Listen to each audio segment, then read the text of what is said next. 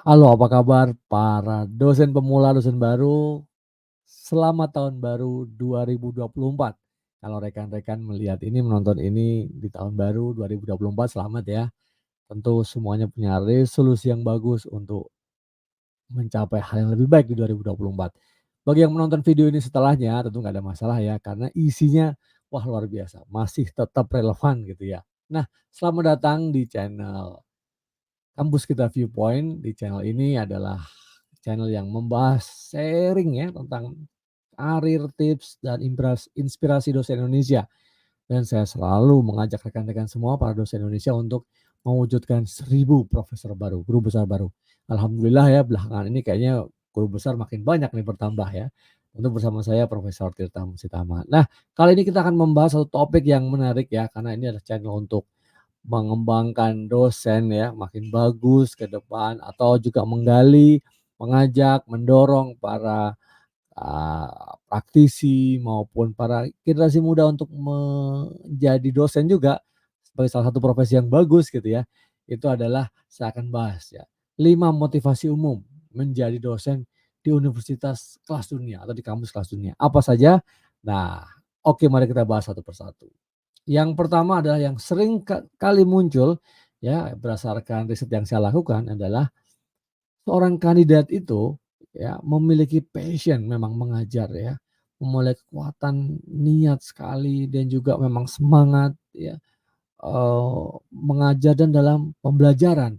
Jadi tidak hanya melakukan, untuk semata-mata mencari pekerjaan gitu ya dengan, pendapatan yang lebih bagus. Tapi memang sosok seorang dosen ya, profesor gitu ya di universitas-universitas kelas dunia itu memang memiliki passion mengajar dan juga dalam proses, pembelajaran secara keseluruhan ya, teaching learning lah. Karena tidak hanya dosen kan tidak hanya mengajar saja, ada tugas-tugas yang lain kan dalam pembelajaran pun seperti itu, gitu kan. Ya ada riset ya, ada publikasi, ada juga apa namanya, community development. Nah itu juga ada loh walaupun di luar sana ya. Nah itu yang pertama. Kemudian yang kedua adalah memiliki niat untuk membuat dampak yang positif.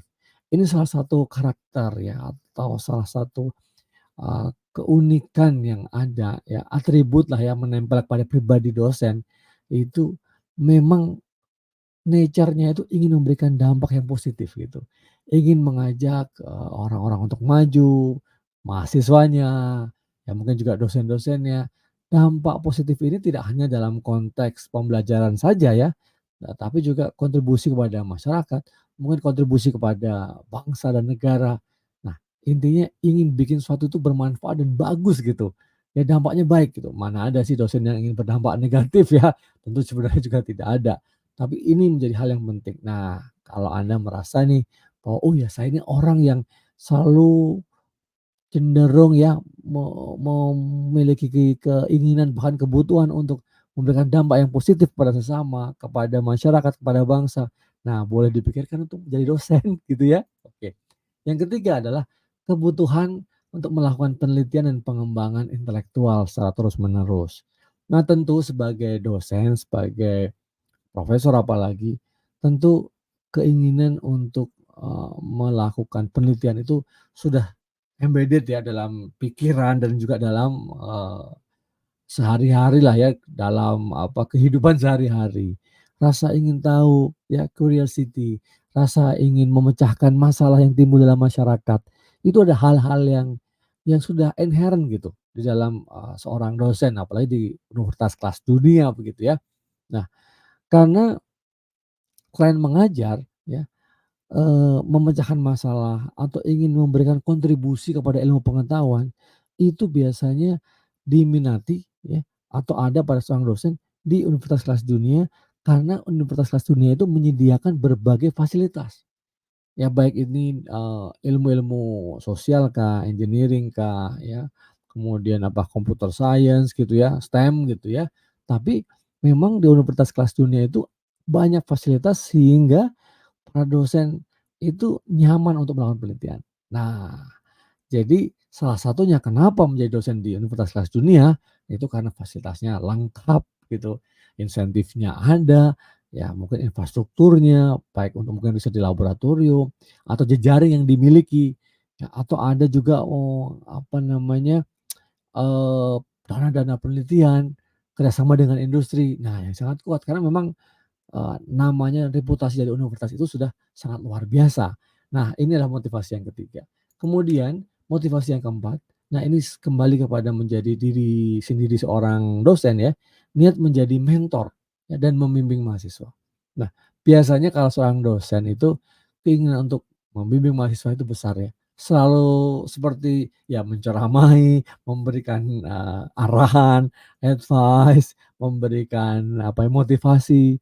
Ya, dan juga dengan sabar mendidik mereka. Nah, mendidik mereka dari katakanlah ya yang nggak tahu menjadi tahu, atau yang sudah tahu menjadi tahunya lebih banyak, bahkan mereka lebih pintar, lebih cerdas, dan yang penting adalah berhasil memperbaiki harkat hidupnya, ada peningkatan begitu. Nah, ini menjadi hal yang sangat penting. Ya, biasanya ada kecenderungan tuh orang-orang yang punya kecenderungan untuk kayaknya kalau ada apa-apa pengen selalu kasih masukan gitu, selalu kasih motivasi, ya atau mengarahkan ya. Karena kalau tanpa arahan, tanpa memberikan bimbingan, waduh mahasiswa dilepas begitu aja, ya kurang bagus kan jadinya kan. Tidak bisa semuanya autopilot gitu ya. Nah, soal bagaimana membimbingnya, bagaimana mengarahkan, bagaimana menjadi mentor ya, itu tentu banyak caranya gitu. Dan sebagai seorang dosen di universitas kelas dunia, biasanya juga menjadi model gitu. Karena menjadi model, mahasiswa bisa lihat, "Oh itu, role model saya itu, guide saya itu," gitu. "Oh saya replikasi aja, saya ikutin aja cara-cara, para profesor ini," gitu. Nah sehingga para profesor itu juga memberikan aspirasi. Nah itulah ya, hal yang menarik ya dari, alasan-alasan motivasi untuk menjadi dosen di Universitas Dunia. Sudah berakhir Prof? Belum belum, masih ada lagi dong ya. Yang kelima adalah, nah tertarik dan mencintai lingkungan kampusnya. Nah ini mungkin satu hal yang unik ya, bahwa misalnya, oh saya mau ke kampus katakanlah kelas dunia nih kita bicara yang di luar ya, Harvard, MIT gitu ya. Mungkin lihat, oh lingkungannya enak, asri kah, modern kah, fasilitasnya bagus kah. Nah, hal itu ternyata juga mendorong, tidak hanya mahasiswa yang ingin kuliah di tempat atau kampus yang bagus gitu ya, tetapi di situ, ya.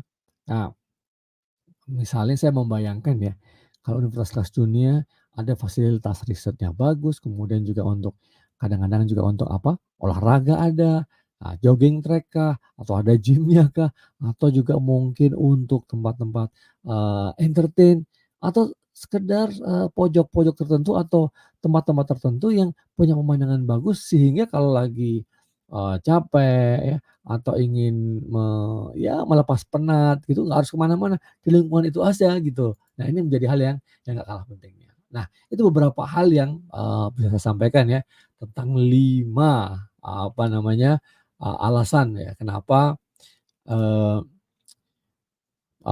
dosen-dosen di kelas dunia itu seperti itu kira-kira. Nah itu motivasi-motivasi itu yang mungkin nanti teman-teman ya juga bisa ikuti ya dan mengambil beberapa hal ya. Tentu ya harus disclaimer nih tidak semuanya itu menjadi satu dan harus ada semua lima-limanya gitu.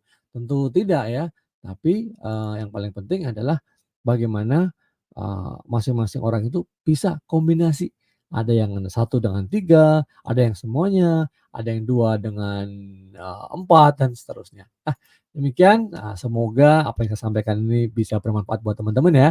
Jangan lupa yang belum subscribe silahkan subscribe ya, dan juga like dan bagikan, share kepada teman-teman semuanya yang bisa memperoleh inspirasi gitu, yang ingin menjadi dosen juga gitu. Nah, kalaupun kampus yang menjadi tujuan kita itu belum menjadi berkelas dunia, tentu ini bisa menjadi, masukan buat kita, ya. Ini tidak monopoli dosen di universitas kelas dunia, bukan ya. Di universitas-universitas kita di mana pun, kalau kita punya atribut seperti ini, nah insya Allah kita bisa juga menjadi dosen di kampus manapun. Itu idenya. Terima kasih banyak, semoga bermanfaat. Kalau ada pertanyaan silahkan tuliskan di kolom komentar ya.